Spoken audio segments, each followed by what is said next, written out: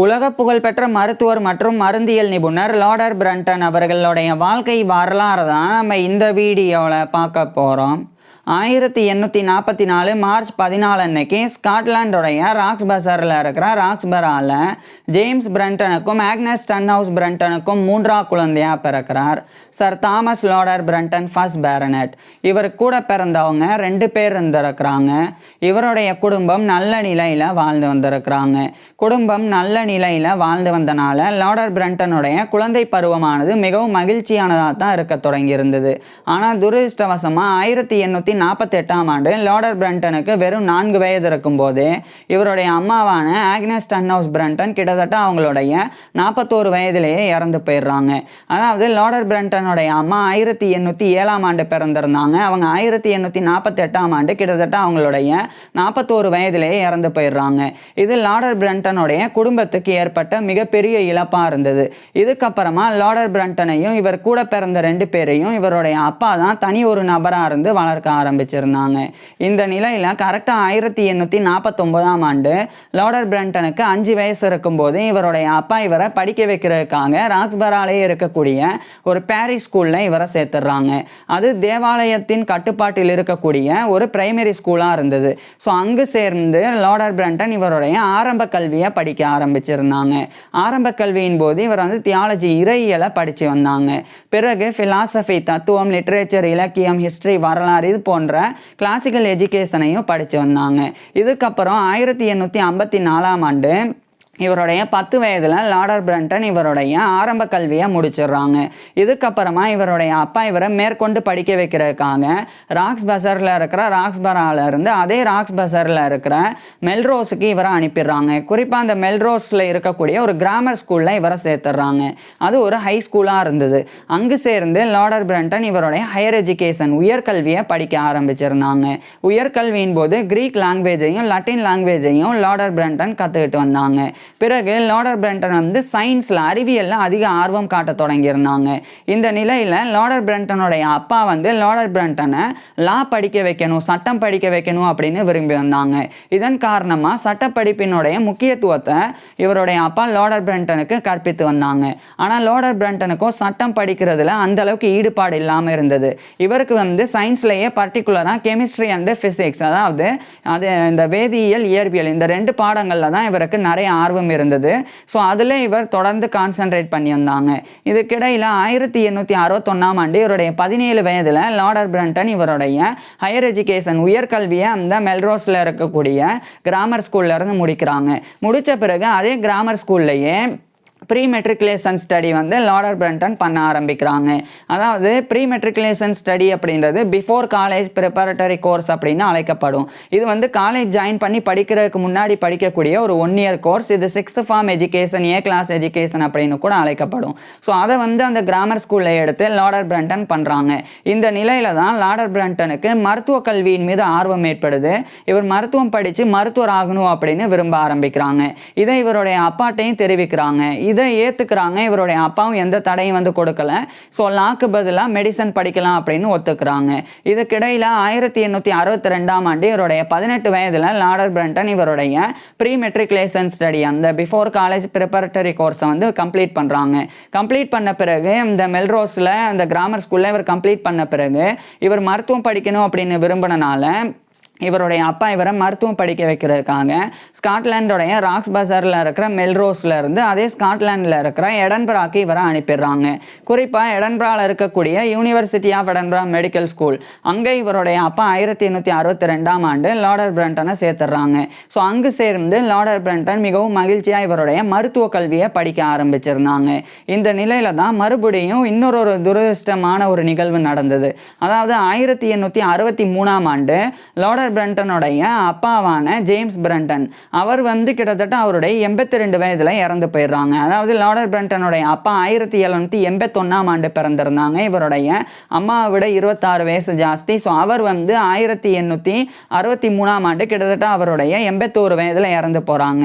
இதுவும் லார்டர் பிரண்டனுடைய பர்சனல் லைஃப்பில் இவருக்கு ஏற்பட்ட இன்னொரு மிகப்பெரிய ஒரு இழப்பாக இருந்தது. இதில் ஒரே ஒரு விஷயம், இவருடைய தனிப்பட்ட வாழ்க்கையை பொறுத்த வரைக்கும் லார்டர் பிரண்டனுடைய அப்பாவுக்கு ஏற்கனவே திரும்ப திருமணமாகி ஒரு மனைவி இருந்தாங்க. அந்த மனைவி இறந்த பிறகு தான் லோடர் பிரண்டனுடைய அப்பா இவருடைய அம்மாவை 2வதாக திருமணம் பண்ணியிருந்தாங்க. இப்போ உதாரணத்துக்கு இப்போ லோடர் பிரண்டனுடைய ஸ்டெப் மதர் வந்து யுஃபீமியா அப்படின்னு சொல்லி யுஃபீமியா லோடர் பிரண்டன் அப்படின்னு ஒரு பெண். அவங்க வந்து 1794ஆம் ஆண்டு பிறந்து 1822 அவங்களுடைய கிட்டத்தட்ட 28 வயசில் இறந்தவங்க. ஸோ அவங்கள தான் வந்து லோடர் பிரண்டனுடைய அப்பா ஆரம்பத்தில் திருமணம் பண்ணியிருந்தாங்க. ஸோ அவங்க இறந்த பிறகு தான் லோடர் பிரண்டனுடைய அப்பாவான ஜேம்ஸ் பிரண்டன் இவருடைய அம்மாவான ஆக்னஸ் ஸ்டன்ஹவுஸ் பிரண்டனை திருமணம் பண்ணுறாங்க. அதுக்கப்புறம் தான் 3 குழந்தைகள் அடுத்தடுத்து பிறந்தாங்க. 3வது குழந்தையா லோடர் பிரண்டன் பிறந்தாங்க. இதில் இந்த லோடர் அப்படின்ற இவருடைய மிடில் நேம், அதாவது இவருடைய ஃபுல் நேம் வந்து தாமஸ் லோடர் பிரண்டன் அப்படின்றது. இதில் இந்த லோடர் அப்படின்றது இவருடைய அப்பாவுடைய முதல் மனைவியுடைய பேர்ல இருந்து எடுக்கப்பட்டது, அதாவது யூஃபீமியா லோடர் பிரண்டன். ஸோ அந்த லோடர் தான் இவருக்கு வந்து வைக்கப்பட்டது. இவருடைய அப்பா அவங்களினுடைய நினைவாக வச்சிருந்தாங்க. ஸோ இதுக்கப்புறம் இவருடைய அம்மா 1848 இறந்து போகிறாங்க. இப்போ இவருடைய அப்பா 1863 இறந்து போகிறாங்க. ஸோ இதெல்லாம் லோடர் பிரண்டனுடைய பர்சனல் லைஃப். இது ஒரு புறம் இருக்க, இதெல்லாம் கடந்து யூனிவர்சிட்டி ஆஃப் எடன்பரா மெடிக்கல் ஸ்கூலில் லோடர் பிரண்டன் தொடர்ச்சியாக இவருடைய மருத்துவ கல்வியை படித்து வந்தாங்க. குறிப்பாக எம்பிசிஹெச்பி மெடிசனே பேக்லோரியஸ் ரெஜி அப்படின்னு லட்டினில் அழைக்கப்படக்கூடிய MBBS bachelor of medicine and bachelor of surgery, இதை தான் லோடர் பிரண்டன் படித்து வந்தாங்க.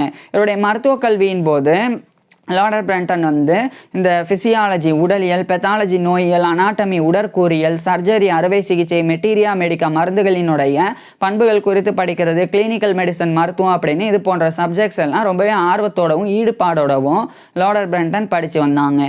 இறுதியாக 1866ஆம் ஆண்டு கிட்டத்தட்ட இவருடைய 22 வயதில் லோடர் பிரண்டன் வந்து எம்பிசிஹெச்பி, அதாவது அந்த எம்பிபிஎஸ் வந்து யூனிவர்சிட்டி ஆஃப் எடன்பரா மெடிக்கல் ஸ்கூல்ல இருந்து முடிக்கிறாங்க.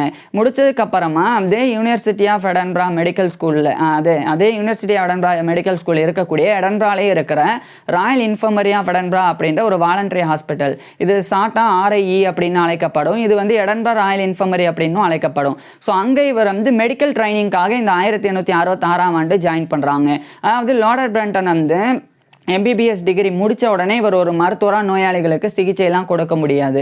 அதுக்கு முன்னாடி ஒரு மருத்துவமனையில் சேர்ந்து அங்கே இருக்கக்கூடிய தேர்ந்த மருத்துவர்கள் நோயாளிகளுக்கு சிகிச்சை கொடுக்கறத பார்த்து பயிற்சி பெறணும். அதுக்கப்புறமா லோடர் பிரண்டனே மற்ற தேர்ந்த மருத்துவர்களினுடைய மேற்பார்வையின் கீழே நோயாளிகளுக்கு சிகிச்சை கொடுக்கணும். இதெல்லாம் சரியாக செஞ்சால் தான் லோடர் பிரண்டன் ஒரு மருத்துவராக தகுதி பெற முடியும். இதுக்காக தான் இந்த எடன்பராவில் இருக்கிற ராயல் இன்ஃபர்மரி ஆஃப் எடன்பரான்ற வாலண்டரி ஹாஸ்பிட்டலில் இவர் வந்து ஹவுஸ் ஃபிசிஷியனாக ஜாயின் பண்ணி மெடிக்கல் ட்ரைனிங் மேற்கொள்ள ஆரம்பிக்கிறாங்க. இதே சமயம் யூனிவர்சிட்டி ஆஃப் எடன்பராவில் பேச்சுலர் ஆஃப் சயின்ஸ் BSc இவர் வந்து படிக்கிறாங்க. இந்த நிலையில் லோடர் பிரண்டன் வந்து சில ஆராய்ச்சிகளை மேற்கொண்டாங்க. குறிப்பாக 2 நபர்கள், ஒருத்தர் வந்து பெஞ்சமின் வார்ட் ரிச்சர்ட்சன் அப்படின்னு, அதே மாதிரி இன்னொரு நபர் வந்து ஆர்த்தர் கேம்ஜி அப்படின்னு. இந்த 2 நபர்கள் வந்து அமில் நைட்ரைட் அப்படின்னு சொல்லி ஒரு கெமிக்கல் காம்பவுண்ட், அது குறித்த ஆராய்ச்சியில் ஈடுபட்டு அதுக்குண்டான விளக்கத்தை இதுக்கு முன்னாடி கொடுத்துருந்தாங்க. அந்த ஒரு ஆராய்ச்சியை இவர் வந்து தொடர்றாங்க, லோடர் பிரண்டன் வந்து தொடர ஆரம்பிக்கிறாங்க. குறிப்பாக இந்த ஒரு அமில் நைட்ரைட் அப்படின்ற கெமிக்கல் காம்பவுண்டை அஞ்சைனா பெக்டரஸ் அப்படின்ற ஒரு நோய், அதுக்கு பயன்படுத்தலாமா, அந்த நோய் சிகிச்சைக்கு வந்து பயன்படுத்தலாமா அப்படின்ற அந்த ஆய்வை வந்து லோடர் பிரண்டன் மேற்கொண்டாங்க. அதாவது ஆஞ்சைனா பெக்டரஸ் அப்படின்றது இதயத்தில் ஏற்படக்கூடிய ஒரு நோய். குறிப்பாக இதயத்தில் அந்த ஆக்சிஜன் நிறைந்த ரத்தத்தினுடைய அளவு வந்து குறையும் போது, அந்த பிளட் ஃப்ளோ வந்து ரத்த ஓட்டம் குறையும் போது செஸ்ட் பெயின், அந்த இதய வலி, அந்த மார்பு வலி வந்து ஏற்படும். ஸோ அதுதான் ஆஞ்சைனா பெக்டரஸ் அப்படின்றது. இது எப்படி அப்படின்னா, இந்த கோரினரி ஆர்டரி அப்படின்ற பிளட் வெசல், அதாவது இதயத்துக்கு போகக்கூடிய ஒரு ரத்த நாளம், அதில் வந்து இந்த கொழுப்பு அதிகமாக, கொலஸ்ட்ரால் அதிகமாக சேர்த்துக்கிறது, ஃபேட் அதிகமாக சேர்த்துக்கிறது, அது மட்டும் இல்லாமல் சரியாக எக்ஸசைஸ் பண்ணாமல் இருக்கிறது. ஸோ இது மாதிரியான காரணங்கள்னால அது எல்லாமே போய் அதில் போய் ஜாயிண்ட் ஆக ஆரம்பிக்கும். அந்த ஒரு கோரினரி ஆர்டரி அப்படின்ற ரத்த நாளத்தில் மெதுவாக பிளாக்காக வந்து ஏற்படும். ஸோ அடைப்பு மாதிரி ஏற்பட ஆரம்பிக்கும். ஸோ அப்படி அந்த ஒரு ரத்த நாளத்தில் அடைப்பு ஏற்படும் போது அதில் போகக்கூடிய ரத்தத்தினுடைய அளவு குறையும். அது பிற்காலத்தில் முழு அடைப்புக்கும் வந்து வழிவகுக்கும். ஸோ இந்த மாதிரி ரத்தத்தினுடைய அளவு வந்து குறைஞ்சி இதயத்துக்கு போகும்போது தான் இதயத்தில் வலி ஏற்படும். அதுதான் ஆஞ்சைனா பெக்டரஸ் அப்படின்றது. அது ஆஞ்சைனா அப்படின்னு ஷார்ட்டாக வந்து அழைக்கப்படும். ஸோ இந்த ஆஞ்சைனா பெக்டரஸுக்கு ட்ரீட்மெண்ட் கொடுக்காமல் இருந்தால் அதுதான் வந்து மாரடைப்பாக ஏற்பட்டு ஹார்ட் அட்டாக் வந்து ஏற்படுது. அதனால தான் நல்லா எக்ஸசைஸ் பண்ணணும், கொலஸ்ட்ரால் ஃபேட் இது சார்ந்த உணவுகளெல்லாம் கம்மியாக எடுத்துக்கணும் அப்படின்னு இதுக்காக தான் சொல்கிறாங்க. ஸோ இந்த ஆஞ்சைனா பெக்டரஸுக்கு இந்த ஆஞ்சைனா பெக்டரஸை நிவர்த்தி பண்ணுறதுக்காக இந்த நோயை குணப்படுத்துறதுக்காக இந்த அமில் நைட்ரைட்டை பயன்படுத்த முடியுமா அப்படின்ற அந்த ஆராய்ச்சியில் தான் லார்ட் பிரண்டன் ஈடுபட்டாங்க. அதில் இவர் ஒரு முக்கியமான விஷயத்தை கண்டறியவும் செய்கிறாங்க. இந்த ஒரு அமில் நைட்ரைட் அப்படின்ற இந்த ஒரு மருந்து இந்த கெமிக்கல் காம்பவுண்ட் பயன்படுத்தினா காரினரி ஆர்டரியில் விரிவை ஏற்படுத்த முடியும். அதாவது அந்த ரத்த நாளை சுருங்கி இருக்கும் பிளாக்னால. ஸோ அதாவது இந்த ஃபேட்டு கொலஸ்ட்ரால்லாம் போய் அங்கேருந்து ஒரு பெரிய அளவில் அங்கே பிளாக்கை ஏற்படுத்தும். அதை சரி பண்ணணும்னா அந்த ரத்த நாளம் விரிவடையணும். ஸோ அதுக்கு இந்த அமில் நைட்ரைட் உதவுது அப்படின்றத லார்ட் பிரண்டன் கண்டறிகிறாங்க. இது ஒரு மிகப்பெரிய ஒரு சாதனை. இந்த ஒரு 1860 காலகட்டத்தில் இவர் கண்டுபிடிச்சது. அதுவும் இவர் ஸ்டூடெண்ட்டாக இருக்கும் போதே கண்டுபிடிக்கிறாங்க.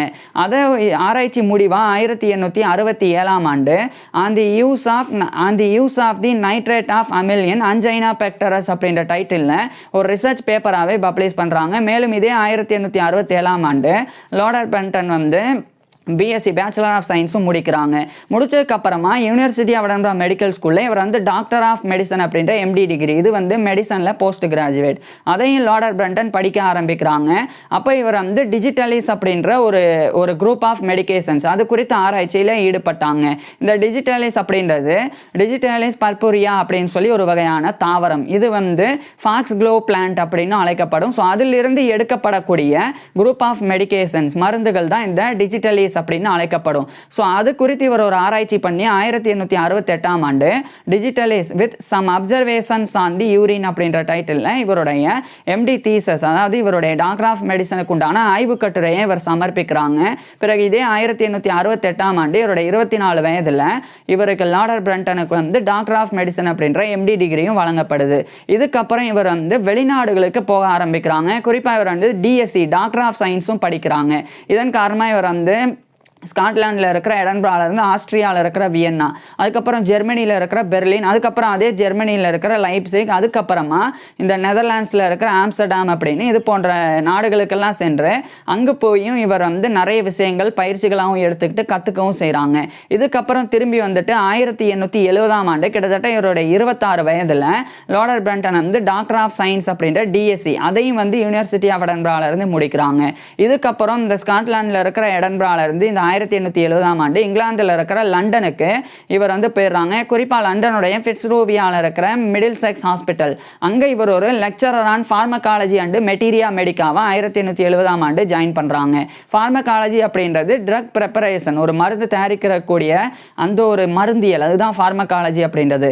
அதேமாதிரி மெட்டீரியா மெடிக்கா அப்படின்றது மருந்துகள், குறிப்பாக தாவரங்கள், தாதுக்கள், விலங்குகள், ஸோ அவற்றிலிருந்து எடுக்கப்படக்கூடிய சப்ஸ்டன்ஸ், அதை எப்படி மருந்தா தயாரிக்கலாம் அப்படின்ற ஐடென்டிஃபை பண்ணி அதுக்கப்புறம் அதை சேகரித்து கலெக்ட் பண்ணி அதுக்கப்புறம் அதை தயாரிக்கணும், ப்ரிப்பேர் பண்ணி அதுக்கப்புறம் அதை ஸ்டடி பண்ணணும், சோதித்து பார்க்கணும் அந்த மருந்து எந்த நோய்க்கு சரியாக நோய் தீர்க்கும் மருந்தாக இருக்குது அப்படின்றது. ஸோ இது மெட்டீரியா மெடிக்கா, மருந்துகளினுடைய பண்புகள் குறித்து படிக்கிறது. ஸோ ஃபார்மகாலஜி, மருந்தியல், மெட்டீரியா மெடிக்கா, அந்த 2 பாடங்களை மருத்துவ மாணவர்களுக்கு கற்பிக்கக்கூடிய ஒரு லெக்சரராக தான் மிடில் செக்ஸ் ஹாஸ்பிட்டலில் 1870 ஆண்டு லார்ட் பிரண்டன் தேர்ந்தெடுக்கப்படுறாங்க.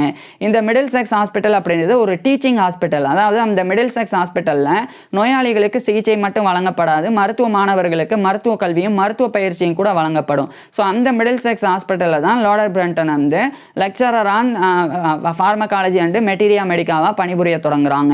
அடுத்து அதே லண்டனுடைய சிட்டி ஆஃப் லண்டனில் இருக்கிற செயின்ட் பார்த்தாலமேஸ் ஹாஸ்பிட்டல் அப்படின்ற இன்னொரு டீச்சிங் ஹாஸ்பிட்டல், அங்கே 1871 ஆண்டு ஒரு கேஷுவாலிட்டி ஃபிசிஷியனாக ஒரு மருத்துவராக இவர் நியமிக்கப்படுறாங்க. மேலும் அந்த செயின்ட் பார்த்தாலமேஸ் ஹாஸ்பிட்டலுடைய டீச்சிங் ஹாஸ்பிட்டலில் இவர் ஒரு அதே பொறுப்பில் lecturer on pharmacology and materia மெடிக்காவாக அங்கு நியமிக்கப்படுறாங்க. இதனால் மிடில் செக்ஸ் ஹாஸ்பிட்டலிருந்து இவர் ரிசைன் பண்ணி இவர் செயின்ட் பார்த்தாலமேஸ் ஹாஸ்பிட்டலில் 1871 ஆண்டிலிருந்து ஒர்க் பண்ண ஆரம்பிக்கிறாங்க. இதுக்கிடையில் இவர் டைஜஷன் குறித்து, அதாவது இந்த ஜீரண முறைகள் அது குறித்து லார்ட் பிரண்டன் சில ஆய்வுகளை மேற்கொண்டாங்க. அதேமாதிரி டயபெட்டிஸ், இந்த சர்க்கரை நோய் அது குறித்து ஆராய்ச்சியையும் மேற்கொண்டு வந்தாங்க. இதில் குறிப்பாக சர்க்கரை நோய்க்குண்டான உணவு முறையாக இவர் சில வழிவகைகளை செஞ்சாங்க. ஒன்று லோ கார்போஹைட்ரேட் உணவில் கம்மி பண்ணணும். அதுக்கப்புறமா ஹை ஃபேட்டு, அதிகமாக இறைச்சி, மீன், முட்டை இது மாதிரி எடுத்துட்டு ஹை ஃபேட்டை வந்து எடுத்துக்கணும். ஸோ இப்படி பண்ணால் லோ கார்போஹைட்ரேட் ஹை ஃபேட் இந்த 2 விஷயத்தை கரெக்டாக உணவு முறையில் ஃபாலோ பண்ணால் டயபெட்டிஸ் வந்து குறையும் அப்படின்னு சொல்லி லார்ட் பிரண்டன் வந்து முடிவு செஞ்சு அந்த எக்ஸ்பிரிமெண்ட்டை 1873 தொடங்கினாங்க. இதே காலகட்டத்தில் ஜான் பர்டன் சாண்டர்சன் அப்படின்னு ஒரு ஆராய்ச்சியாளர் அவர் வந்து ஹேண்ட்புக் ஃபார் ஃபிசியலாஜிக்கல் லேபரேட்டரி அப்படின்னு ஒரு புத்தக தொகுப்பை வெளியிட்டாங்க. அதில் செக்ஷன் ஆஃப் டைஜஸ்டன் அதை வந்து 1873 லார்ட் பிரண்டன் எழுதினாங்க. அதுக்கப்புறம் 1874 the pathology and treatment of diabetes mellitus அப்படின்ற ஒரு ரிசர்ச் ஒர்க்கை பப்ளிஷ் பண்ணாங்க. மேலும் இதே 1874 லண்டன்லேயே இருக்கிற ராயல் சொசைட்டி அதனுடைய ஒரு ஃபெல்லோவாக இவர் தேர்ந்தெடுக்கப்படுறாங்க. So fellow of the royal society FRS அப்படின்ற இந்த ஒரு பட்டத்தை கௌரவத்தை 1874 லார்ட் பிரண்டன் பெற்றுறாங்க. இதுக்கப்புறமா 1875 experimental investigation of the action of medicines அப்படின்னு இன்னொரு ரிசர்ச் ஒர்க்கை பப்ளிஷ் பண்ணுறாங்க. கூடுதலாக இதே 1875 அந்த செயின்ட் பார்த்தாலமியூஸ் ஹாஸ்பிட்டலில் ஒரு அசிஸ்டன்ட் ஃபிசிஷியனாக உதவி மருத்துவராகவும் நியமிக்கப்படுறாங்க. இதுக்கப்புறம் 1876 லண்டன்லேயே இருக்கிற royal college of physicians of London இது வந்து ஃபிசிஷியன்ஸ் மருத்துவர்களுக்கு உண்டான லண்டன்ல இருக்கிற ஒரு ராயல் காலேஜ் அதனுடைய ஒரு ஃபெல்லோவாகவும் 1876 லார்ட் பிரண்டன் வந்து தேர்ந்தெடுக்கப்படுறாங்க. So fellow of the royal college of physicians FRCP அப்படின்ற இந்த ஒரு பட்டத்தை கௌரவத்தை 1876 லார்ட் பிரண்டன் பெறாங்க. அதுக்கப்புறம் அந்த ராயல் காலேஜ் ஆஃப் ஃபிசிஷியன்ஸோடைய ஒரு கோல்ஸ்டோனியன் லெக்சரராக 1877 இவர் நியமிக்கப்படுறாங்க. கோல்ஸ்டோனியன் லெக்சரர் அப்படின்னா ஒரு மெடிக்கல் லெக்சர் ஒரு மருத்துவ விரிவுரை அது வந்து வருடம் வழங்குறதுக்கு தலை சிறந்த மருத்துவர்களில் ஒருத்தர் ராயல் காலேஜ் ஆஃப் ஃபிசிஷியன்ஸ் மூலமாக தேர்ந்தெடுக்கப்படுவாங்க. அது மாதிரி லார்ட் பிரண்டன் தான் 1877 தேர்ந்தெடுக்கப்பட்டாங்க. இவர் வந்து ஃபார்மகாலஜி அண்ட் தெரபியூட்டிக்ஸ் மருந்தியல் மற்றும் சிகிச்சை முறை அது குறித்து இவர் வந்து இவருடைய விரிவுரையை கோல்ஸ்டோனியன் லெக்சரராக இருந்து கொடுத்தாங்க. அதுக்கப்புறம் 1879 லார்ட் பிரண்டன் வந்து கிட்டத்தட்ட இவருடைய 35 வயதில் லூயிசா ஜேன் ஸ்டாஃபர்ட் அப்படின்ற ஒரு பெண்ணை வந்து திருமணம் பண்ணிக்கிறாங்க. திருமணத்துக்கு பிறகு லார்ட் பிரண்டனுக்கும் இவருடைய மனைவியான லூயிசா ஜேன் ஸ்டாஃபர்ட் பிரண்டன் இவங்க 2 பேருக்கும் 3 ஆண் குழந்தைகள் 3 பெண் குழந்தைகள் அப்படின்னு மொத்தமாக 6 குழந்தைகள் பிறந்தது. இது இவர் லார்ட் பிரண்டனுடைய பர்சனல் லைஃப் தனிப்பட்ட வாழ்க்கையாக இருந்தது. இது ஒரு புறம் இருக்கு. 1880 இவர் வந்து pharmacology and therapeutics or medicine past and present அப்படின்னு ஒரு ரிசர்ச் ஒர்க்கு இதை 1880 பப்ளிஷ் பண்ணுறாங்க. அடுத்து 1881 லார்ட் பிரண்டன் வந்து த பைபிள் அண்ட் சயின்ஸ் அப்படின்னு ஒரு புக்கு அதை பப்ளிஷ் பண்ணுறாங்க. இதுக்கப்புறமா ஒரு முக்கியமான ஒரு புக்கை வந்து லார்ட் பிரண்டன் வந்து எழுத ஆரம்பிக்கிறாங்க. அந்த ஒரு புத்தகத்தை 1885 லார்ட் பிரண்டன் வந்து text book of pharmacology therapeutics and materia medica அப்படின்னு ஒரு பாட நூலாவே அதை வந்து பப்ளிஷ் பண்றாங்க. இது வந்து பாட புத்தகமா மருத்துவ மாணவர்கள் பயன்படுத்தக்கூடிய பாட புத்தகமா ஆனது. மிகப்பெரிய அளவில் அது பயன்பாட்டுக்கு வந்தது. குறிப்பா இந்த புத்தகமானது பிரெஞ்சு, ஜெர்மன், இட்டாலியன் இந்த 3 மொழிகளில் மொழி மாற்றம் பண்ணப்பட்டும் வெளியிடப்பட்டது. அந்த அளவுக்கு ஒரு முக்கியமான ஒரு படைப்பை இவர் லார்ட் பிரண்டன் வந்து எழுதியிருந்தாங்க. மேலும் இதே காலகட்டத்தில் ஃபார்மகாலஜி, மெட்டீரியா மெடிக்கா, ஹிஸ்டாலஜி இந்த 3 சப்ஜெக்ட்ஸில் சயின்டிஃபிக் டெவலப்மெண்ட் அறிவியல் வளர்ச்சியை லார்ட் பிரண்டன் வந்து ஏற்படுத்தினாங்க. அது வந்து இவர் உட்பட 5 நபர்கள் வந்து ஏற்படுத்தினாங்க. John Burdon Sanderson, Edward Emanuel Klein, so இதுக்கப்புறம் லார்ட் பிரண்டன் இது மாதிரி 5 பேர் வந்து ஏற்படுத்தினாங்க. அந்த 5 நபர்களில் ஒருத்தரால் லார்ட் பிரண்டன் இருந்தாங்க. இதுவும் மிகப்பெரிய ஒரு கௌரவம். இதுக்கப்புறம் 1886 இவர் வந்து ஒரு லம்லியன் லெக்சரராக மெடிக்கல் சொசைட்டி ஆஃப் லண்டனில் நியமிக்கப்படுறாங்க. இந்த லம்லியன் லெக்சர் அப்படின்றதும் ஒரு மெடிக்கல் லெக்சர். ஸோ அது 1886 லார்ட் பிரண்டன் வழங்குறாங்க. இதுக்கப்புறம் இதே 1886 லார்ட் பிரண்டன் வந்து on disorders of digestion their consequences and treatment அப்படின்னு ஒரு புக்கை எழுதி பப்ளிஷ் பண்ணுறாங்க.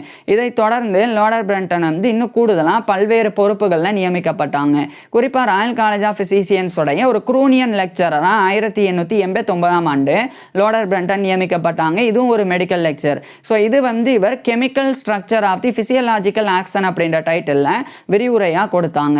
இதுக்கப்புறமா 1891 இந்த காலகட்டத்தில் an introduction to medicine an introduction to therapeutics an introduction to modern therapeutics அப்படின்னு ஒரு ஒர்க்கு இது 1891 1892 இந்த காலகட்டத்தில் லார்ட் பிரண்டன் வந்து பப்ளிஷ் பண்ணாங்க. அதை தொடர்ந்து இவர் வந்து 1873ஆம் ஆண்டு அந்த டயபெட்டிஸுக்காக இவர் வழிவகுத்த முறைகள். ஒன்று வந்து இந்த இறைச்சியை உண்ணணும், ஃபேட் அதிகரிக்கணும், லோ கார்போஹைட்ரேட். இதில் ஒன்று கரெக்ட். லோ கார்போஹைட்ரேட் வந்து உணவு முறையில் எடுத்துக்கும் போது டயபெட்டிஸ் குறையும், ஆனால் ஹை ஃபேட் எடுத்துக்கக்கூடாது. ஆனால் அந்த காலகட்டத்தில் இது அறியப்படலை. ஸோ அது வந்து ஃபெயிலியர் அப்படின்னு 1894ஆம் ஆண்டு த லான்செட் அப்படின்ற மெடிக்கல் ஜேர்னலில் லோடர் பிரண்டனே அதை வந்து வெளிப்படுத்தினாங்க. அது வந்து organs of animals in the treatment of disease அப்படின்ற டைட்டிலில் 1894ஆம் ஆண்டு த லான்செட்டில் இந்த ஒர்க்கை பப்ளிஷ் பண்ணி அதில் அந்த ஃபெயிலியரை குறிப்பிட்டிருந்தாங்க. இதுக்கப்புறம் 1895ஆம் ஆண்டு லோடர் பிரண்டன் வந்து செயின்ட் பார்த்தாலமியூஸ் ஹாஸ்பிட்டலுடைய அசிஸ்டன்ட் ஃபிசிஷியன் உதவி மருத்துவர் அப்படின்ற பொறுப்பில் இருந்து ஒரு ஃபுல் ஃபிசிஷியன் முழு மருத்துவராகவே நியமிக்கப்படுறாங்க. இதுக்கப்புறம் 1897ஆம் ஆண்டு லோடர் பிரண்டன் வந்து lectures on the actions of medicines அப்படின்ற டைட்டிலில் ஒரு விரிவுரை எழுதி இவர் வந்து பப்ளிஷ் பண்ண செய்கிறாங்க. இதுக்கப்புறம் 1900ஆம் ஆண்டு இவர் மருத்துவத்திற்கு ஆற்றின பங்களிப்புக்காக 1900ஆம் ஆண்டு பிப்ரவரி 9 அன்னைக்கு லோடர் பிரண்டனுக்கு வந்து நைட் பண்ணப்பட்டாங்க. குயின் அப்போதைய யுனைடெட் கிங்டமுடைய குயின் விக்டோரியா மூலமாக நைட் பண்ணப்பட்டாங்கன்னா இவருக்கு வந்து சர் பட்டம் வழங்கப்பட்டது. ஸோ 1900ஆம் ஆண்டுக்கு பிறகு தான் லோடர் பிரண்டன் வந்து சர் தாமஸ் லோடர் பிரண்டன் அப்படின்னு கௌரவத்தோடு அழைக்கப்பட ஆரம்பிச்சிருந்தாங்க.